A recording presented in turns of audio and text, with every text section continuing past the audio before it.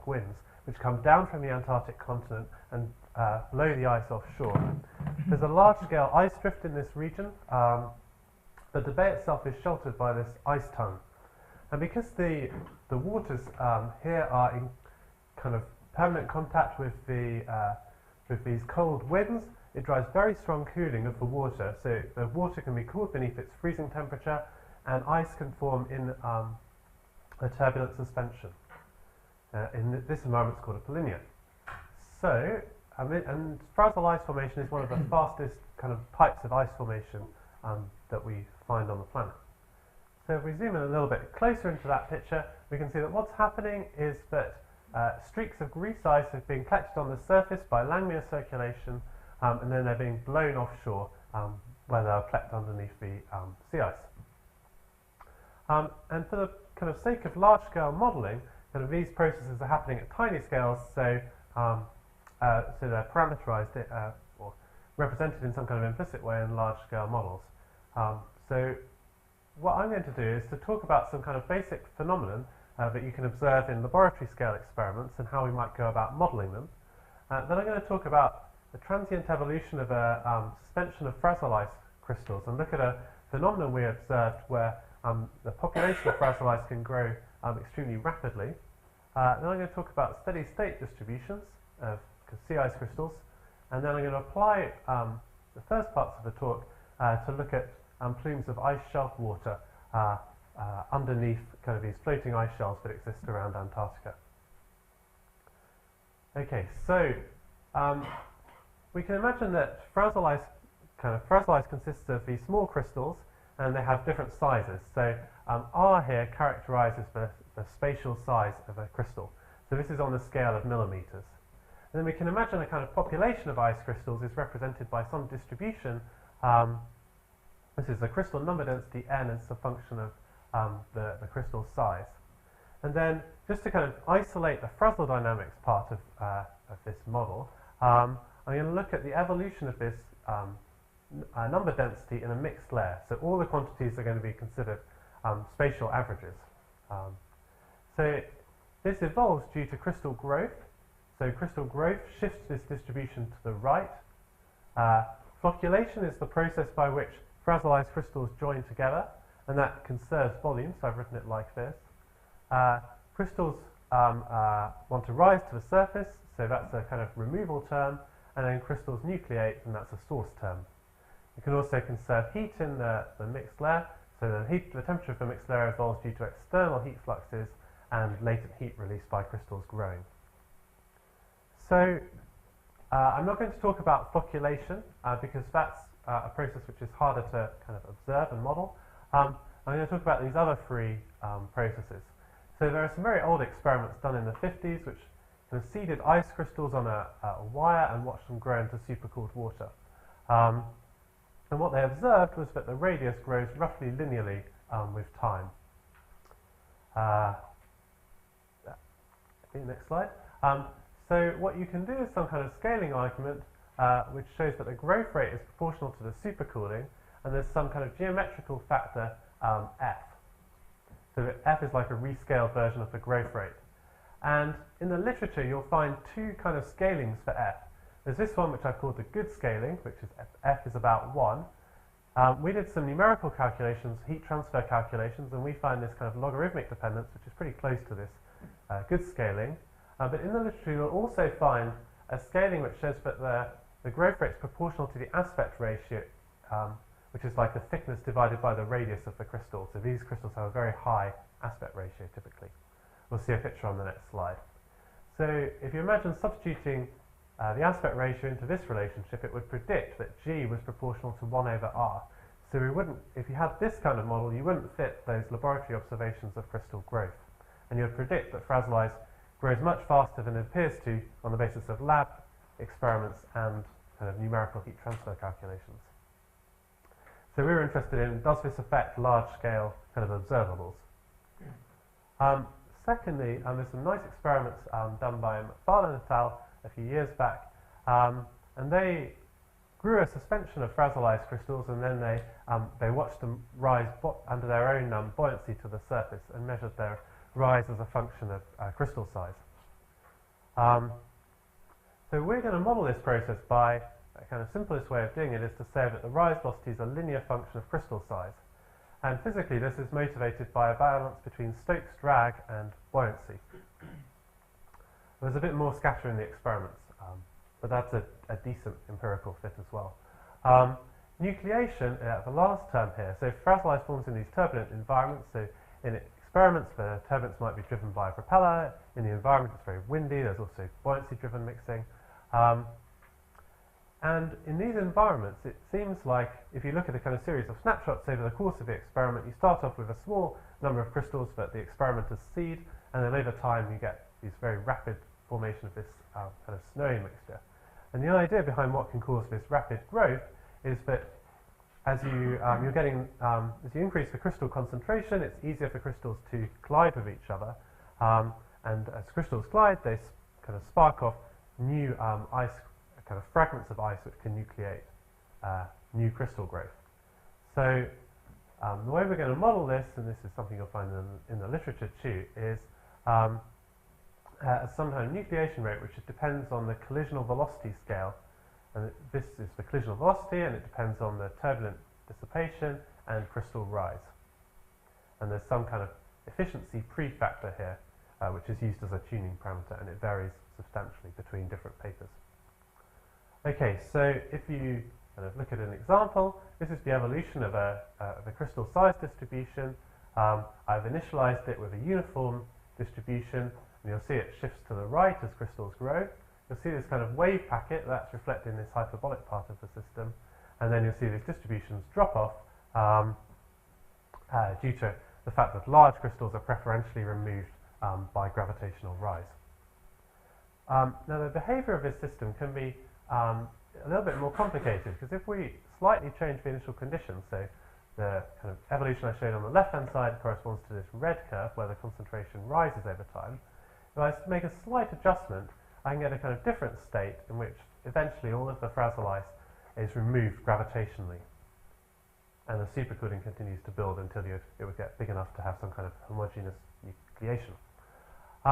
So we can kind of build a map of this kind of critical concentration or critical initial number of crystals as a function of the external parameters to kind of characterize this instability. And if we do that, we'll see that these Frazil-ice explosions, that I'm calling them, are promoted by high turbulent intensity, by a deep mixed layer, and by strong cooling. And we can understand this system more quantitatively by doing some scaling analysis on our evolution equation. So here's the evolution equation, and I've rewritten the gravitational removal term in terms of gamma. So if we integrate this over crystal size, you can get an evolution equation for the total number of crystals. That isn't affected by crystal growth, because all that does is shift the distribution, or isn't directly affected by growth. So we're left with terms for gravitational removal and nucleation. So if there was only gravitational removal, then the population would just die off exponentially on some settling time scale. And if we want to kind of create a critical condition for growth, then we need to compare this removal and nucleation term. So if you scale those terms, you predict that this kind of instability happens when the initial number of crystals, or the initial concentration correspondingly, is much larger than some threshold that depends on the rise velocity and the turbulent intensity through this U0 parameter. So this is what we kind of predict from this analysis, and it agrees fine with the numerical results for turbulent intensity, but it doesn't agree with the predictions for the effect of mixed layer depth and cooling. So the kind of extra ingredient we need is to consider the fact that the crystal radius also depends on these external parameters. It's not controlled just by the initial conditions. And that's good, because in experiments you can't really control the initial conditions of the size of the crystal. That's kind of arbitrary. So we can estimate the average size of a crystal as being proportional to the growth rate times how long it has to grow. And the growth rate depends on the supercooling, so we estimate that from the heat equation. We substitute in and rearrange the crystal size. That gives us scaling for average crystal size. And then we put that back into our critical criterion, and we get the same scaling on U0, the turbulent intensity, and a stronger scaling on mixed layer depth and a scaling on the heat removal. And lo and behold, this predicts the solid red lines, and they agree perfectly with our numerical results. Something else to notice is that this critical number of crystals, or the critical concentration, now depends on this growth rate f, which I said was treated differently in different kind of modelling studies. So the transient dynamics do depend on this crystal growth rate. But it turns out that if one of these Frazil-ice explosions occurs, the steady state distributions that you eventually evolve towards don't depend on the crystal growth rate. So this is the steady state. Size distribution is governed by this equation. We look at these different growth laws, and we might naively have thought that faster growth would promote larger crystals. But if you plot the number density, or equivalently, or alternatively the concentration density, they look roughly independent of this the choice of growth law. So why is this? So if you consider this equation, apart from a kind of very tiny crystal size where nucleation matters, there's a balance between crystal growth and removal, and that gives this scaling for the kind of growth term in terms of the average crystal size. At small crystal size, this removal term goes to 0, and the balance is between growth and nucleation, and that gives a balance there. And you can eliminate G0F, this growth term, between those two equations to get an estimate of the average crystal size that doesn't depend on the growth rate. So, and the same applies for the total concentration. So the total concentration in this kind of simple mixed layer model is basically a balance between the surface forcing and the export of latent heat through crystal rise. And these scalings kind of agree with numerical results. I'm not going to show that. So finally, we wanted to kind of take this simple mixed layer model and apply it to try and help us understand the behaviour of Frazil-ice underneath a floating ice shelf. So this is a kind of simple model geometry. You've got some linear ice shelf that's rising over something like 1 kilometre into some stratified ocean.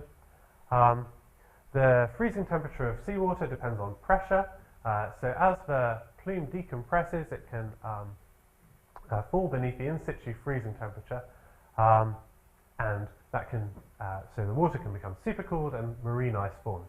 And if you drill cores through ice shelves, you can see the presence of ice that is not glacial but is marine ice, which is collected on the bottom of the ice shelf.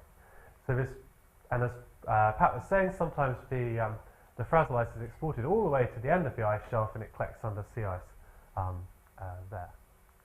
So what we're going to focus on, so I've just put up the governing equation for the evolution of its crystal number density. So this is a kind of depth integrated model of a plume. There are also equations governing its temperature and salinity. And what we're going to do is test the impact of changing the growth rate and the nucleation form. And I'm going to show, these are quite complicated pictures. So the solid lines are all with a slow parameterization of crystal growth from some paper by Smedstrup and Jenkins. And the fast crystal growth from another paper by Svensson and Olmsted, a bit of an older paper. So solid means slow, dashed means fast crystal growth. And as I go from blue to red, I'm increasing secondary nucleation. So this maximum secondary nucleation. Just to clarify, David, the slow is your F equals 1 and the fast is F equals H or something like that? Other way around. H is F. So slow is F is H, the aspect ratio is small. Okay. And fast is F is 1. Right. Yes, and so nucleation, this is the largest value you'll see suggested of this in the literature. This is a kind of intermediate value, and this is a kind of lower bound for the kind of purposes of the thought experiment. And what you see is that if you have a no nucleation, then eventually the Frazil-ice is going to turn out all rains out. It doesn't actually impact the plume, and the plume's speed decreases as it goes down the shelf. And the shelf continues to 600 kilometers in this calculation. But I'm just cutting it off, kind of zooming into the interesting bit. If you have strong nucleation, then Frazil-ice, you get one of these Frazil-ice explosions, and a substantial concentration of Frazil-ice increases the effective buoyancy of the plume, because ice is less dense than water, so it increases its buoyancy. That accelerates the plume, and in fact there's a kind of difference in that one plume reaches the end of the shelf, and this predicted plume would intrude at depth, just kind of a few kilometres beyond here. The kind of surprising thing can be related to these green curves. So generally speaking, you expect faster growth to make more Frazil-ice, so you'd think that this dashed curve would be higher than this solid green curve. So if we look at some kind of other metrics, we can understand what's happening. So this dashed green curve is actually intruding at depth. And initially it does have a higher Frazil concentration, in common with the fact that all these fast growth models have initially a higher Frazil concentration than the solid curves. And the reason so what we've seen is that faster nucleation and growth in general are good for kind of making a plume more buoyant, containing more Frazil. But sometimes faster growth eventually leads to less Frazil. And the key to this is thinking about the precipitation of Frazil. So faster growth shifts your distribution to the larger crystal size part, and larger crystal sizes are easier to precipitate, both because they rise faster, and in these parameterizations, larger crystals are harder to be resuspended by the motion of the plume. Okay, so there are these large differences between kind of model predictions which arise from these models of Frazil-ice growth, and they depend on uncertainties in the representation of Frazil-ice. And the key uncertainty that we've kind of identified here is the representation of nucleation. So you can read more about this in an article in the cryosphere discussions.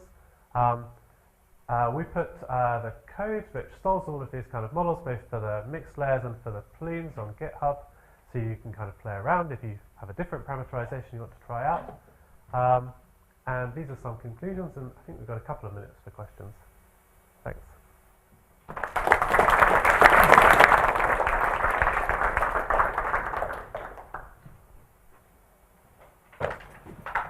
So, questions?